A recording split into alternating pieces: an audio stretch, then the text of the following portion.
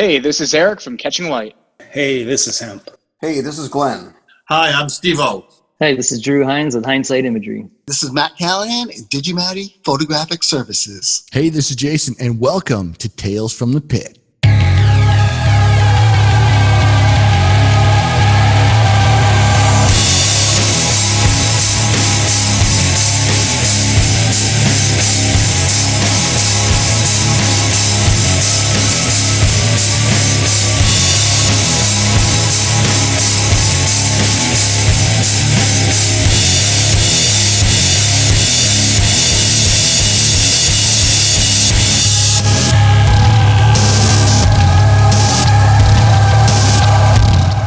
Hello and welcome to Tales from the Pit, the behind-the-lens access for concerts and photography. Today we have a very special guest. He is the drummer of Five Finger Death Punch, Charlie Engen. Charlie, thank you for coming on and joining us. Yeah, absolutely. Thanks for having me. Awesome. So one of the first things we like to do is kind of get a little history about you, about how you got started in music and stuff like that. Was drums your first instrument? Give us a little brief history of sort of how you got into the industry. Yeah, I started playing when I was 2. I had some musical family, both uncles that, my whole family's into music, but they got me a kit when I was like 2. And so I started playing then and kind of grew up, going to 80s hair, like late 80s, early 90s hair metal shows and stuff like that. Cause my parents were kind of like the groupie type going to all the shows and they'd bring me with. And so that was that. So I played drums up until I did some alto sax in 5th grade, some piano a little bit. And then, took it further, got my long story short, got my master's in music, and kind of took that route. And then, I've been, doing the whole studio teaching everything since, I was probably 18, 16. So it's just kind of the classic tale of get into every facet of music. Nice. That's awesome. And for those of you maybe watching that are not aware, Charlie's drumming is amazing, and we'll kind of touch more on that later on. Thanks. When you started, so you've probably been in before. Let's go just way before Five Finger. Yeah. Any major touring bands or anything like that? What was the band status like before that? Yeah, nothing really. I did a lot of like more studio stuff through my 20s. I joined Death Punch when I was probably 32 or 3, if I do the math correctly. And I was but the year before Death Punch was when I started to get into touring more. I was in Scale the Summit, another like a well-known prog band really in the prog instrumental music scene. Yep. So I joined them roughly 2 years before that, did a tour the year before Death Punch essentially. So fall of 2017 was kind of my first start club touring and doing like the full nation style. But before then it was always just hit, come back home. And really it was more for me teaching and studio work. I've always been a studio guy, but I did a ton of live playing. It was just always in the setting of like for college ensembles and stuff where it was like, we had Dream Theater ensembles where we'd play full Dream Theater sets, or we called them prog metal ensemble, where it'd just be like, Between the Buried and Me, Opeth, whatever, all these techie crazy bands. So I kind of went from playing those types of tunes live to then Scale the Summit, which I did. I did a double. So I played for Angel Vivaldi and Scale the Summit on that tour, which was quite the intense experience. But we did 30 shows in 33 days, and that'll get you ready for about anything. So I felt pretty good and toured going into that first Death Punch tour of which was fall of 2018. So you mentioned several very killer bands, but when you started playing, was there a specific influence that started you into playing drums? Well, I don't really remember when I was super young, but I just remember the bands that started to take over when I was probably like 3rd, 4th grade.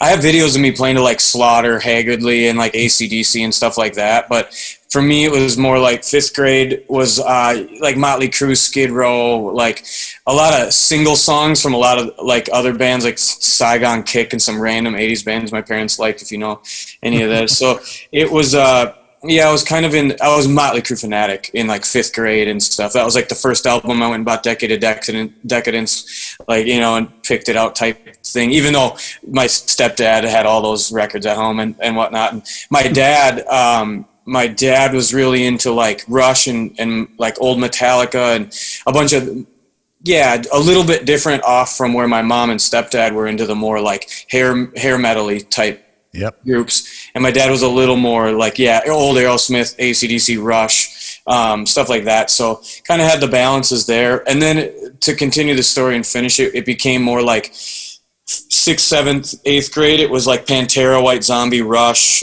Tool started to come into the picture. A little more techiness.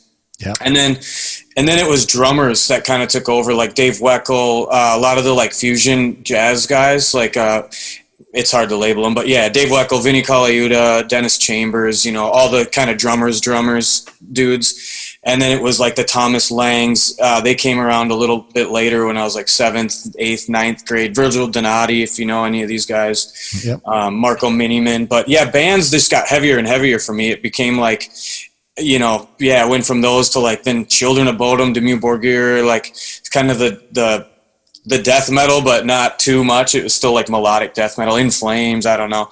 And then, yeah, I just went down the rabbit hole. Like I said, Dream Theater was huge for me when I was same era of Rush, like 9th grade. So kind of just went down the proggy path, and then it just split into 20 different directions, you know?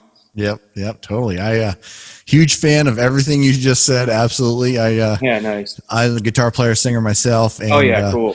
I was huge into Dream Theater, but could never do any of it. So I just enjoyed it for what it was. And I'm like, I cannot sing that high and I cannot play that fast. Yeah, that's a tough combo to copy right there. But, I loved I think because I was kind of OCD. I mean, I probably still am in a lot of ways, but I learned all the parts like note for note. I didn't even exactly know music theory then. I did a little bit because I just knew about counting pulses, but I didn't necessarily relate it to what time signature it was. I just kind of figured that out on my own because I just could count the amount of repetition, you know, the cycle of the pulse essentially. Yep. I would have not known if it was 7/8 or 7/4 or whatever. I just would count to 7, 1, 2, 3, 4, 5, 1, 2, 3, 4, 5, 6, 1, 2, 3, 4, 5, 1, 2, 3, 4, 1, 2, 3, 4. I would just like count the phrases, you know.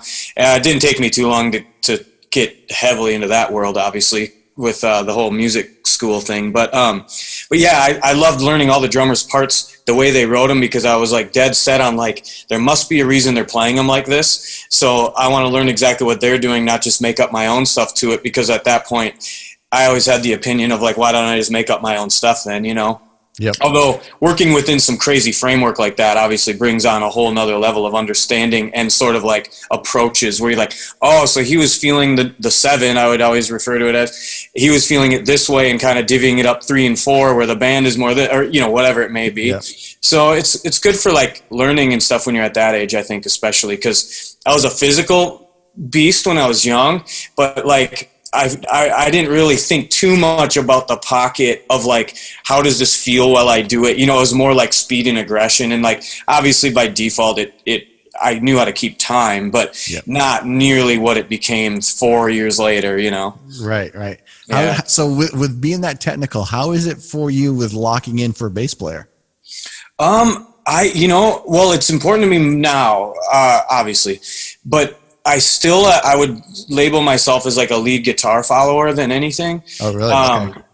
Okay. With Death Punch, it's a little bit different, obviously, because it's more rhythm guitar and bass. Mm-hmm. So I'm more fixated on that. And then I let the lead soar over the top of it. But then with a lot of the other bands I've been in where they're more proggy and like this is doing this and this is doing that, I would like catch different layers with different layers of my kit. So my right hand might be following the lead guitar, which I would say is a common occurrence. My kick pattern and snare might be more based off of like, I mean, mainly my kick would be following more like what a bass does. And then my snare is always just my pulse control and like whether I want it to feel like it's moving forward or cut time or like double time, any change in the movement. So yeah, I'm a big bass follower in certain like sections, and then other sections I'm more definitely like a lead guitar following guy, because then I come up with the cool ideas too of like, oh, listen to that rhythm he's doing, I'm going to just mimic that. And that's why I like a lot of my solo drumming stuff,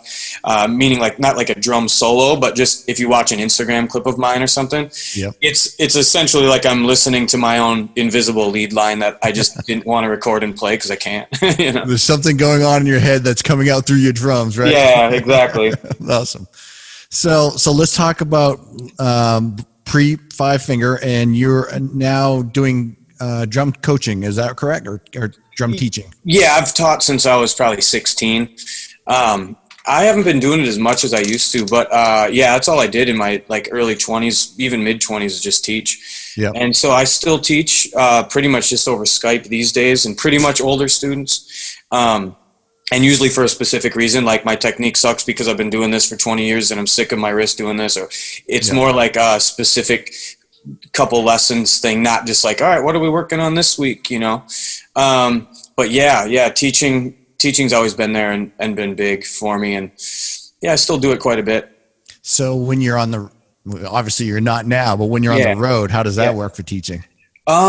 You know, I think this last tour that got canceled, I was going to consider doing one lesson, like a show, and then, and make it more like a personal fan experience version of a lesson where we do the lesson, but we also do like a behind the scenes effect, and you know what I mean? Like, here's my kit, and yeah, just more of an interactive thing. So that premium VIP experience sort of thing or something like that? Yeah, pretty much, you know, rather than just like, all right, let's teach a drum lesson that even everything else is going on around you that you're way more interested in, you know what I mean? Yeah. So I might still do something like that on the road.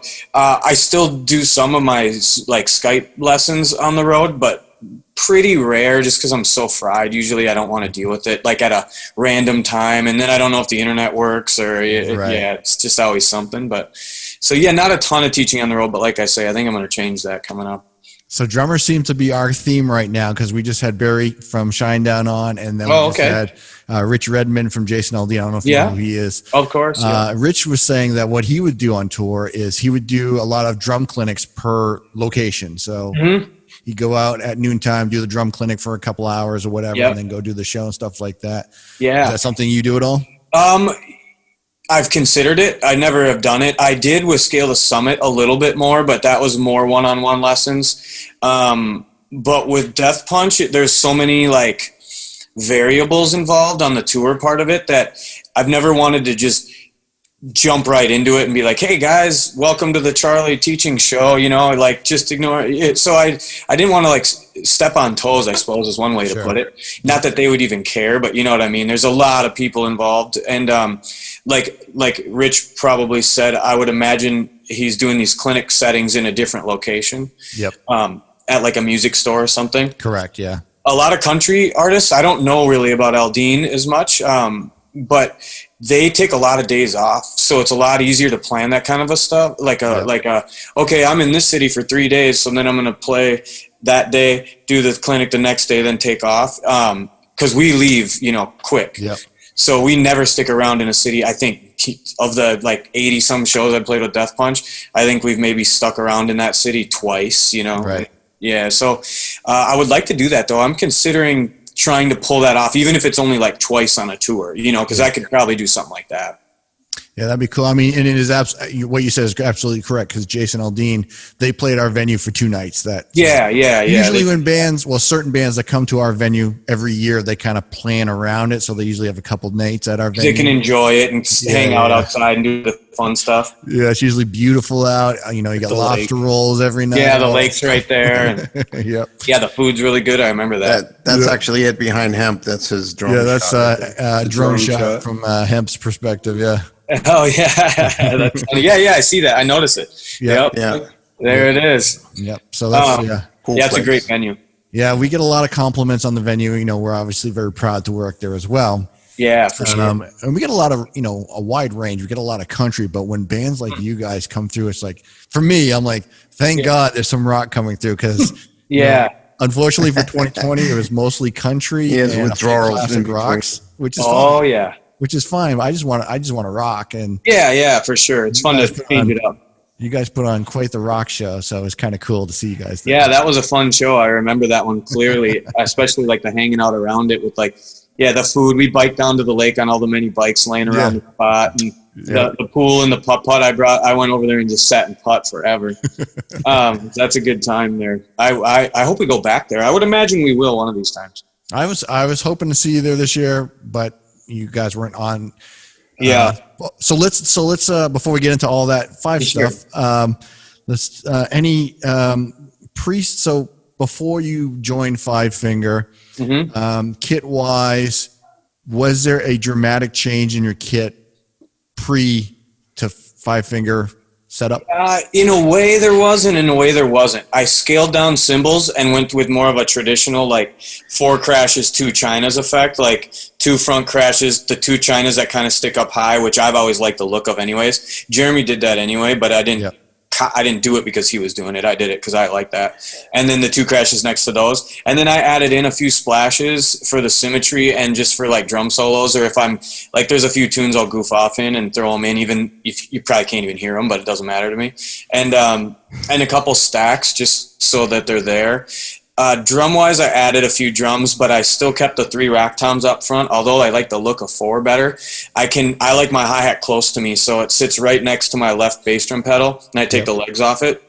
And you can't accomplish that, or I can't with the way I play. I can't get 4 drums that make sense in front of me. It just would look as if there's 3 anyways, because I'd have them skewed over so far. That I just went with the 3 in the front, and then. Other than that, I always liked my floor tom next to me. I added a big side snare, mainly in case something happened and my snare busted and we couldn't change it quick enough. At least I have some form of snare next to me. Right. Even though we defeated the purpose and tuned it way down, so when I hit it, it's just like boof. It like sounds like a tom, but it's cool.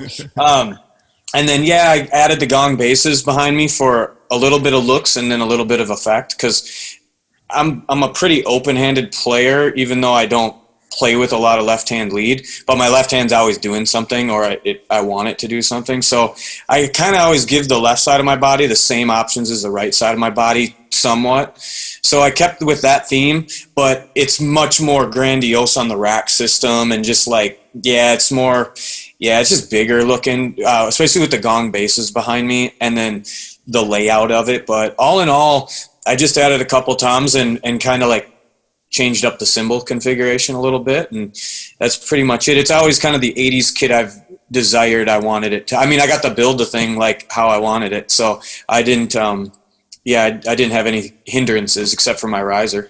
Sort of like that big Tommy Lee whatever. Yeah, and even more balls like to the wall. Like more of like a techie version of Tommy Lee, or but just that big widespread. Like I always loved like Blas Elias's kit from Slaughter when totally. When he had the big, like the gongs up top, and he had the big spiky front rack and stuff like that. I think it said Space for Rent or something like that. Yeah, it did actually say that. Yeah, it did. So I'll do more rack stuff, but the drum and cymbal setup I use right now is pretty much how I'll always keep it, because that's just the way I like it. Nice. And then I might get funky with the rack. Like Ray from Korn always gets funky with his rack system, but he generally keeps the same layout of his kit. I kind of take that approach too, is like, I'm so comfortable with the stuff where it is that to change that would just be, I don't know why I would, but it might be time for a new kit just for the fun of it, Yeah, why not? Taking a year off, you might as well.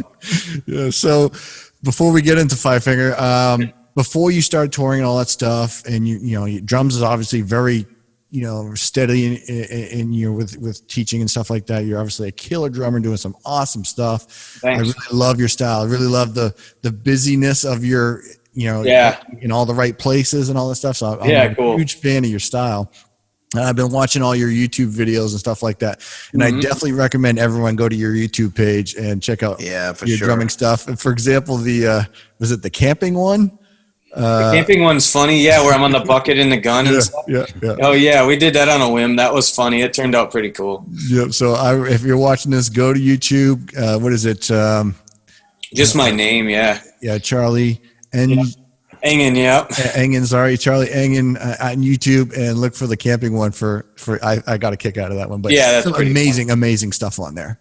Oh yeah, thanks. Yeah, I ignore my YouTube, but I at least have everything on there that I like. I just usually, with all the Instagram clips, would condense them into like 1 4-minute video instead of like a bunch of 40-second or minute-long videos. So yeah, I try to get everything on there, and I'm going to start paying more attention to it soon now that I know I got all this time off.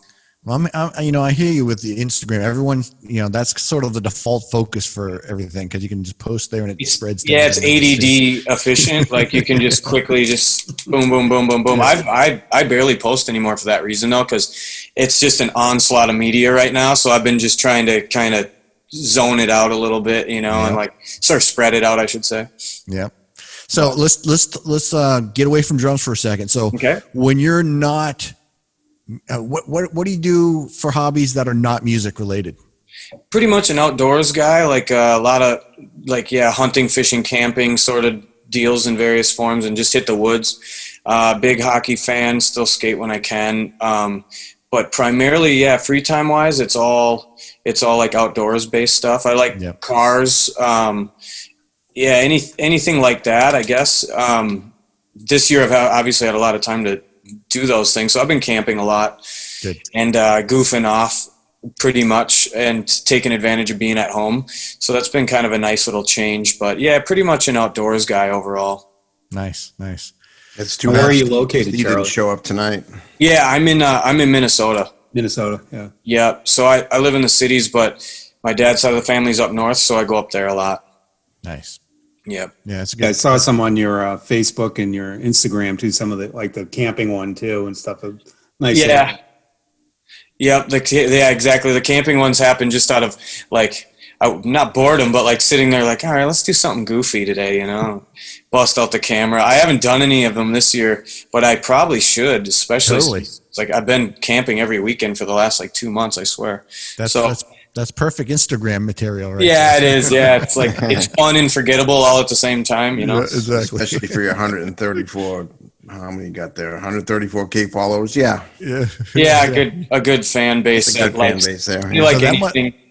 That must have jumped up quite substantially in like what 2018 when you joined. no doubt. You'd be surprised. I actually, before I joined Death Punch, I paid attention to it. Obviously, I had 115, and now with Death Punch, I have 134 or whatever. So it didn't go up that much. The funny thing is, though, is what I've noticed. And granted, I started not posting as much when this all happened, so it's hard to fully base it off analytics and all the goofiness involved, which I could go on and on about. Is my interaction is primarily Death Punch people now. So like all the drum comments I used to get of like nerdy drummer jokes or like questions or comments or whatever it might be, where it's like totally musician, there's probably half as many as there used to be, and now it's like Death Punch fans just saying like cool or having fun with it or, you know, whatever, which is cool. But it's just odd to me that whole like prog realm I was in before, and just like I say, an Instagram musician before, Death Punch, it like scaled out. Like I didn't lose the followers, but they're not seeing my videos, you know, and my interactions were way down. So my videos used to get tons of views, like any just random jam, right? And that thing would get, sometimes it'd get like, you know, I had a couple break 1 million views and like 750,000 where it gets sucked into the Instagram analytics and just gets spit out to everybody. That doesn't happen at all anymore. I'm lucky if I get 25 anymore. It's weird. That's very bizarre. I know algorithms have changed, but yeah, I'm not the only one that's happening to. So they've definitely changed things behind the scenes to. Oh, of course. I feel proud with 500 followers myself. That's yeah. Well, you know, I will say, you know, in my experience, you know, since, you know, I've been posting photos of you guys from the show you guys did. Yeah. You guys have such hardcore fans. Holy cow, are your fans hardcore? Yeah, they are. They'll find pictures of myself I've never seen before in my life and throw them out randomly and get tagged in them. And I'm like, never saw that one. Like I wouldn't even know they exist. So like, yeah, our fans they're diehards. They're the best too, because they're so supportive of everything. Like they understand where it's coming from. It's a weird way to put it, but I don't feel like judged on anything. It's more like accepted first and then maybe talked about after or something. But nobody's ever like super critical. Where like a lot of bands, well, there's people critical on their band, but they're not our fans. You know what I mean?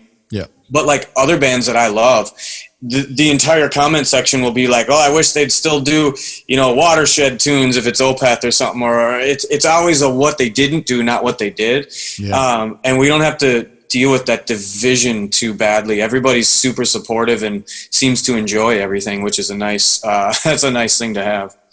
So let's talk about the phone call or whatever. How did you connect with Five Finger? How did that start?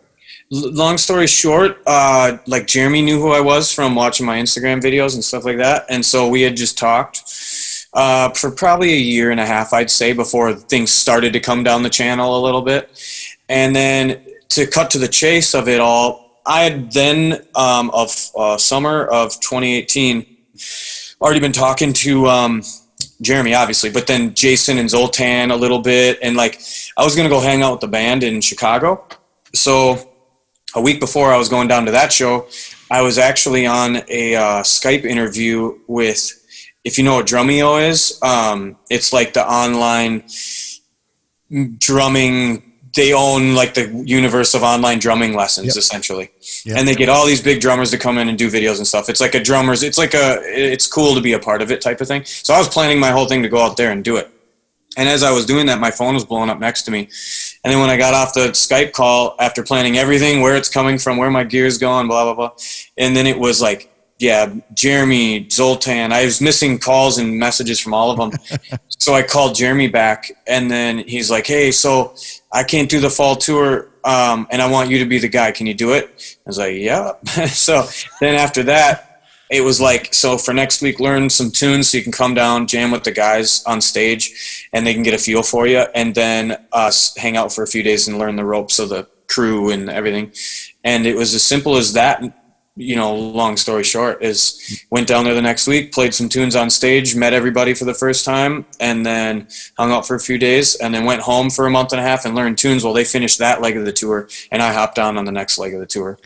So, and for those that don't know the band, Jeremy was the previous drummer, and he was going through back surgery or something to that effect, right? Yeah, he was dealing with back issues and stuff, so he knew. He had mentioned it to me before that he was considering it, but it was never straight ahead. Like, yeah, I'm going to be having to take this up. So I think he was contemplating it through that tour or whatever, and who knows. But yeah, it was his back. So because like I say, there was like a month and a half gap between the legs. So they toured heavy for the summer, and then they were taking like a month and a half off, and then they were doing a fall tour with the same bands. It was Breaking Ben, and Bad Wolves was with, and I think In Flames came on halfway through or something. I forget now, but yeah, nonetheless. Oh, cool.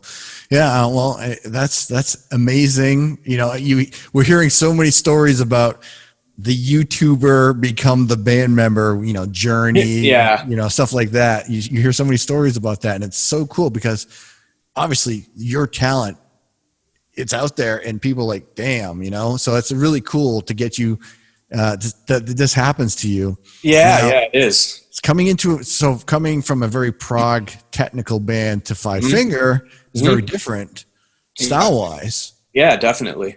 So that first tour, did you feel you had to like, you know, tone it down a little bit? Or yeah, it's funny because when I went into the rehearsals, I had more the opposite because there wasn't a lot of talk about that between me and the guys before, so it wasn't like this big discussion. It was more like learn the live show, learn the tunes, because there's little variances that are different live versus whatever, and there's all these little little nuances to pick up from watching the recorded video of it start to finish, learning kind of what Ivan will say between the tunes, the cues, the blah blah blahs. Yeah. So yeah, it was definitely a tone it down and play the tunes because I'm that type of a person. And honestly, as techie as I am, I'm just as much into just a solid laying back smashing approach. I hit pretty hard, and I like to dig into the drums, which works great for arena rock music because I hit hard and I hit consistently. Yep. So for me, it's a great I wouldn't call it a challenge, but it's a different approach into like, okay, now I don't have to play for myself and for geeky guitar players up in front of the crowd just waiting for me to screw up or waiting for something crazy techie, or, you know, where like with Scale, you know, you'd play a live show with them and it's like, it's just people on their phones videotaping you from 10 feet away, kind of like bobbing their head to it, like getting into it as a musician, you know, like pretending they're playing it or something. Where with the whole like production, which I'm a huge production guy, it was like now the pressure's off per se, where it's like now I just have a role and I need to fill it. So yeah, I went in, like I was about to say, is I went in with a little more like, well, I'll do a little bit of this here and I'll do a little bit of that there and see what they think about it, or if they think anything about it. And yeah, a few of those things got pointed out right away, like not used to that, let's keep it how it is. But I will say, since that first tour now, I can get away with more because they know my feel and like my I'll put it this way: anything random I do in there, or anything extra, they've now heard it enough times to where it doesn't seem extra anymore. You know what I mean? And it's generally not obtrusive. Like, I'm not doing some weird syncopated rhythm. I'm following something or something. So yeah, I keep it to the point, and I play the fills. For the most part, I play the fills how they would be on the album, because that's what fans are used to hearing, and that's what they want to hear. And then I know which ones I can kind of like, you know, give a little extra fusion in there or whatever. And I also know like what they're even hearing versus what I'm playing, because a lot of the little things, they're not even going to hear what I'm doing on the ghost notes. Like in an arena, that gets blended out anyway. So I can let the big rhythms, and anybody who knows my drum videos know that a lot of my rhythms and accents and stuff are based across a linear, you know, 16th note, we'll say, grouping, where, you know, you're hearing, you know, dot dot dot dot dot dot dot dot, but underneath it, it's da da da da da da da da da da da. So you don't even hear those little things, and so I consciously keep some of them out and throw some extras in, or I play for more of the big impacts, you know, live with them. So it's I enjoy it way more in a lot of ways. I you know, to be honest with you, I think that, you know, you've got such a style. I think that bringing your mix into that actually brings more energy and, you know, aliveness to it as well. So I kind of appreciate what you're bringing in there, you know, secretly or whatever, you know. Yeah, cool. Yeah, I think so too. Yeah, it's one of those things that's maybe not noticed, but it's perceived or something. You know, it's like you might not know exactly what I'm doing or how it's different, but it might impact you a little harder, because I hit pretty damn hard, and I'm pretty like aggressive on the idea. So like I don't really like hold back on the idea, and it's not wavering. It's pretty much like, this is it, whether you like it or not, it's coming through the drums. So that translates well in a live rock setting. Totally. Which kind of leads me to my question. One of my questions for you, Charlie. What kind of physical demand does this put on you? I mean, obviously you have to be in shape to be a drummer. I mean, it's constant, it's hard, you hit hard. I'm not a musician, so I can't even speak on that hand. But what do you do to keep yourself in condition, especially now when you're off? Yeah, that's a good question right now, especially because I came into the break thinking I'd be much more like, because I work out and stuff, and I try to stay consistent with it, but I also do a lot of light stuff so that I don't pull things, because the biggest thing with the touring is like, I lose a ton of weight, and then I'm so tight in the arms all the time that like, you start lifting and it just makes you more tight, you know? So it's kind of a catch-22 with the drummer. But at home now, I try to lift heavy when I'm off so that I can actually be sore and not care.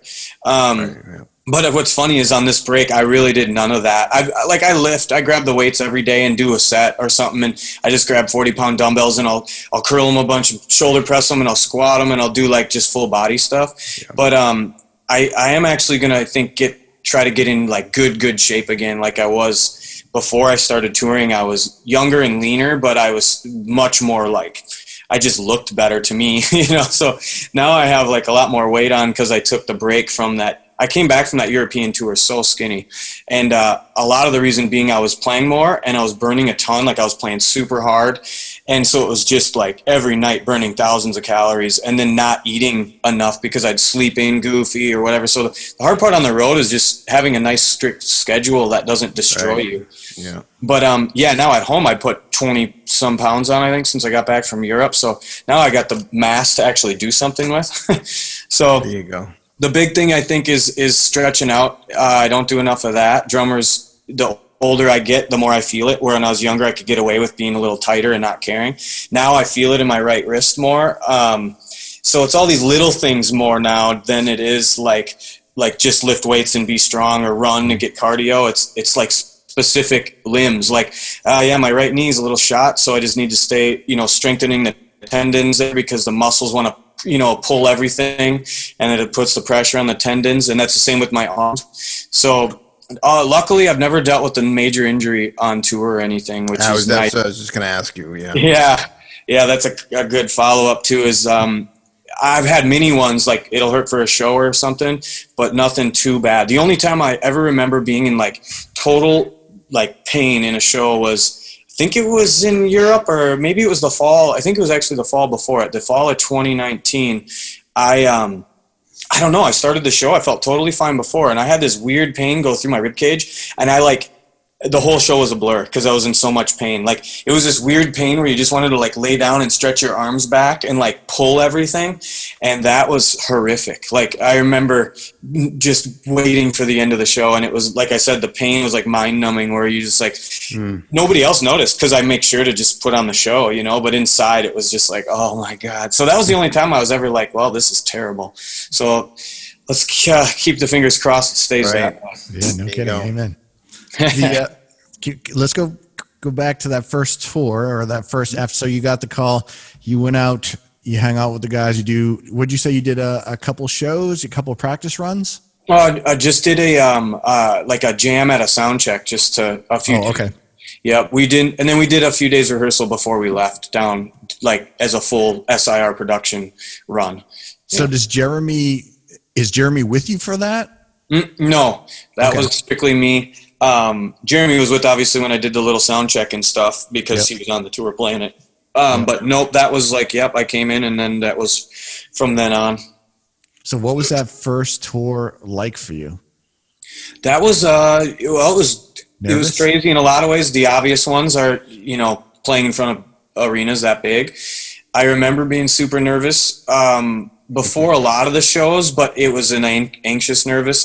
I'm good about nerves, don't really affect me too badly, thank God, in that setting. But I do remember being like, it's really the intangibles that you don't know what to expect. Like the little things of like, it's not about the song, it's about the count off. Like, don't screw the count off up, or like, it's all the little things, that I was worried about. But we went off without a hitch, which made it a fun, memorable first time, show up to in a crowd. I think the crowd was like 10,000 that night. Yeah. And so it was a nice change, because I've always missed, or I never even knew what I was missing, but I knew I was missing it. Like, I've always wanted that big energy give and take, you know what I mean? Because you can thrive off it if you have ever experienced it. And so that's a fun one to, it gets you hyped for every show. So I just remember enjoying, a lot of the aspects of the tour. It was a great tour. And it's gotten better every time, and now it's kind of like, what would you say? It like keeps you going. So you're excited for everything you do. And it gets you through the long weeks and like the long tour or whatever it might be. And every night, at least, you get to get up there and rip it. And so, I embrace it more and more every tour. And that's why it was like this year we came in so hot out of Europe that I was so disappointed when it got canceled. Yeah. Because Europe. Yeah, that Europe one was awesome. We crushed it. Yeah, the band felt so good. Everybody was in such a good mood. Like, we had such a good time doing it. When it ended, I remember us saying, like, we were tired, but we were like, if I had to do this another 2 weeks, I could do it, just because we're having so much fun, And I remember the Megadeth guys saying that too. They were having a great time. Yeah, that was Bad Wolves, Megadeth, and you guys, right? Yep, Bad Wolves, Megadeth, and us. Kill it. How was the fan reaction when you came on? Like having Megadeth open for us and stuff. Well, no, the fans themselves, when they also had a new drummer. Yeah, with me, they were great. They were couldn't have been nicer to me, honestly. It was super accepting, which helped a lot, because that was my biggest fear, honestly, was like, I'm jumping on this moving train. I'm going to deal with like this, not even a slapback, because I mean, my skills speak for themselves. I don't have to say anything to defend myself on like how I play drums. But it's more like, it's the character element of it all, of like, you get to know bands and you like the band members because they're the band member, and now you got a new guy coming on, but everybody was super cool, and I feel like they've embraced me even like better as time has gone on. So thank God for that. It was a perfect transition in that regard, which is nice. So, is it the guys band, in the band and the crew and everything was just... Yep, it was great, super seamless, honestly. Yeah, there was the crew, amazing. Obviously, we work with like, top-notch guys who know the profession, and they know like what's going on, essentially. So they know when to shut up or when to speak up, is a good way to put it, maybe. Where like, they're not going to just come in and start saying stuff to me like, well, so you're the new guy, so maybe this and this and this. Like, everybody was polite and respectful with like how they approached talking to me or discussing anything with me, or that whole, there's so much, obviously, you guys know that the amount of stuff that goes on behind the scenes is so much more than people would ever imagine. As far as like, the show is just the culmination point of all the craziness that goes on around it. So Couldn't have been better. The band treated me with a ton of respect. Like right out of the gate, they respected like my like my time and stuff like that. They wouldn't just like force me to do it. Ivan hazed me a little bit in his own ways, but it wasn't in bad ways. It was just like you got a different guy coming into the family, sort of an effect, you know? So it brought us together, and I wouldn't even call it hazing. It was more like, you know, a discussion, but looking back, it felt like hazing at the time to me, just because I was so like vulnerable in the position. But it was great because it brought him and I's relationship actually like palatable. Like it was like we were friends now, you know what I mean? Whereas if he had just been the lead singer and then I just got off every night and had no idea how he felt or whatever it may be, like the beauty is that all the shows were so good that anybody who's in the band before is going to love the way it feels because it felt great. You know what I mean? So that makes the transition much easier than if, you know, it's just terrible train wrecks or something's going wrong and you're just like, no, like they're going to hate me. So yeah, I couldn't have been better across the board for all that. And now these guys feel like I've been friends with them for a long time. You know, we text all the time. Like we stay in touch nonstop every day. Honestly, I've talked to all of them almost every day since Europe in one form or another, even if it's never even band stuff, you know, it's just fun everyday chatter with the boys type effect. Yeah, That's we cool. got the same kind of camaraderie with us. Yeah, you got your group messages and your group talks and Oh my God, yeah. Crap on each other and, you know, Exactly. Yeah, you razz each other a little bit. And I think, you know, a lot of the cool stuff, you know, I think because of everything's so good is that band's been through the ringer in the past. And I assume you're coming in after all that drama's been kind of cleaned up and now everyone's sort of got their stuff together now. Yep, exactly. Yeah, I didn't have to deal with the family drama, if you will. You know what I mean? I was post that. So the things I came into, or the things I've experienced since I came in there, are all from such a professional approach that like I couldn't even try to put myself in the position of what the band was like before me, just because it was more of a family at that point with dysfunction.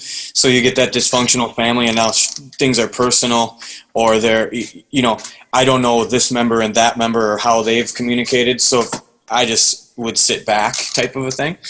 And so, yeah, I've watched the transition of all the guys, even the way the vibe of the band is. I can only base it off of that. And it's great because it's like, yeah, everything just feels, I don't know, it just feels like a machine, you know what I mean? There's not a lot of like goofy chatter, I guess you could say. Sure. Yeah. So you do that first tour with them in 2018, I think it was? Yep, 2018. And how long of a tour was that? That was about 6.5 weeks, I think. Oh, nice. Okay. Yep, it was like 22 shows or 21 shows maybe. And what do you guys do? Like a 3 on, 1 off type of thing? 2 on, 1 off is kind of the general approach, and then we'll have maybe 1, 1, 1, 1, like 1 on, 1 off, 1 on, 1 off. Oh, really cool. 2 on, you know, rarely 2 off a couple of times, and then like in Europe we did a few 3 in a rows, and yeah, pretty much like that though. Kind of like a 2 on, 1 off, 1 on, 1 off, 2 on, 1 off, kind of like 3-4 shows a week. I tell you what, as a singer, I don't know if I could do every single night like that. I've said that many times after the show, because especially at the end of that European tour, we were all getting tired because we were throwing it out there. And I remember Ivan on the last, I think it was the last show. Oh, no, it wasn't. It was in Italy, where it was so hot that you wanted to die in the venue. It was a small show. We didn't use our fire or anything. It was like 4,000 people in this place. It was cool because it was the first time I played in Death Punch where the stage felt like you were right with the crowd, like my old club days, but bigger obviously, but still it was like just packed, and it was fun because you felt right on top of the audience. But it was so hot, like halfway through the show I was like, how am I going to make it through this? Like it was 110 degrees, I bet. I don't even know. But at the end of that one, I remember Ivan on stage, like we're giving each other a hug, whatever, kind of throwing stuff to the crowd, and he's like, help me or something like that, like get me out of here. And I remember thinking that line, I'm like, I don't know how singers can just run around like this and like scream at the, you know, like singing, screaming the whole time, all eyes on you type effect. Like as a drummer, I can like pretend I'm hitting a lot harder than I am, or like I can fake it with my face. I don't have to project my voice, which is so brutal. If anybody's never like, just try running around on stairs and screaming the whole time, you pass out in a few minutes. So yeah, I know singers have it tough in that way, and we try to obviously cater to the singers. Yeah, sure. Yeah, versus, all right, bud, you're singing 3 nights in a row. Suck it up, Yeah. Good luck. Yeah. Hey, thanks for watching part 1 of our interview with Charlie Engen. We have a brand new episode every Thursday night at 7 p.m. Eastern Standard Time on our YouTube channel and at talesfromthepit.net. We'll see you next time.